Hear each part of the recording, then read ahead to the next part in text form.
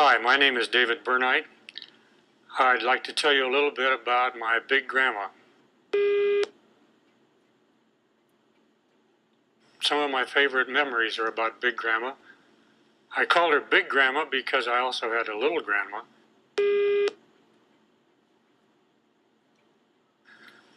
Big grandma wasn't fat, she was just big.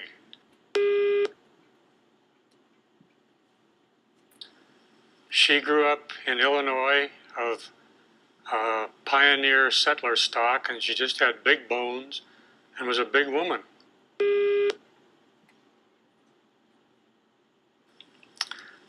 When my mother was 13, Grandpa died, and so Grandma took over and went to work and raised all 3 children herself.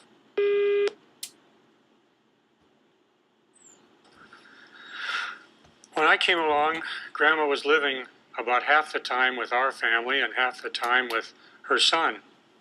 So I always considered her a member of our family. She would wash dishes and do the ironing and help my mother a lot. And I enjoyed Big Grandma.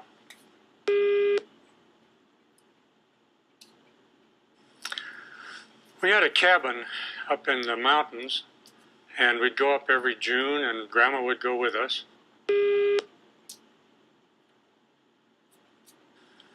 And after the sweeping and dusting and bringing down the cobwebs was done, Grandma would go for hikes with me.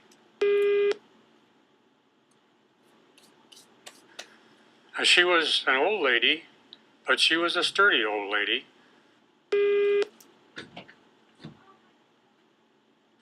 She always took along a big walking stick, and she told me that it was to kill rattlesnakes with.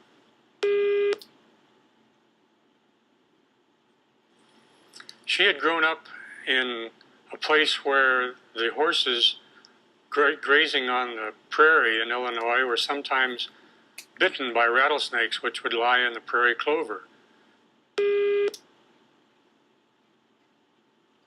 And so Grandma hated rattlesnakes, and whenever she would see one, she would kill it.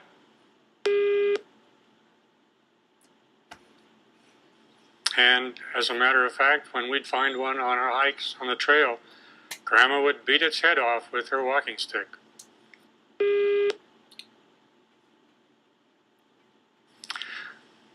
I think one of the funniest things that happened was one day when my dog Laddie cornered a skunk underneath our cabin.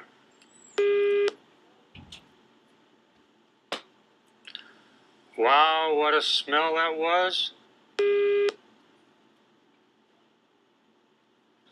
But Grandma was not even concerned.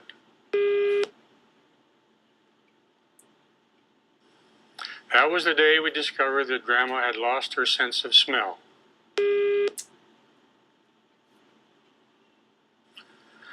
And as a matter of fact, now we understood why she'd been complaining lately that food just didn't taste as good as it used to. Because when your sense of smell goes, you lose your sense of taste too.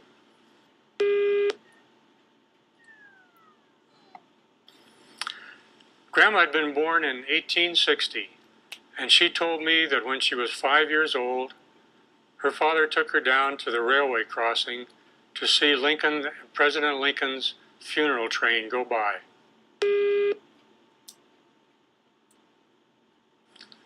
To have that kind of living contact with our nation's history always thrilled me when I thought about it. Grandma lived to be almost 102, and on her 100th birthday, President Eisenhower sent her a birthday card. Of course, he sent birthday cards to every 100-year-old person, but we always thought that it was very special because Grandma was very special to us.